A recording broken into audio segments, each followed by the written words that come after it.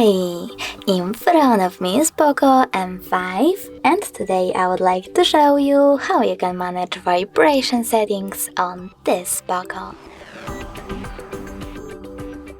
You need to begin by going into Devices Settings and clicking on Sound and Vibration over here.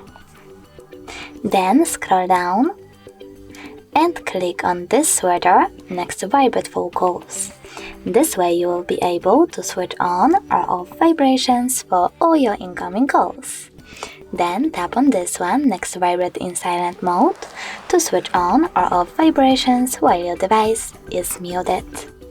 After that, you need to choose medium over here next to Vibrate on tap and select one of those options to adjust intensity of your touch vibrations like light, or disable them completely by tapping on off. Thanks so much for watching. If you enjoyed this video, don't forget to leave a like, comment and definitely subscribe. Bye!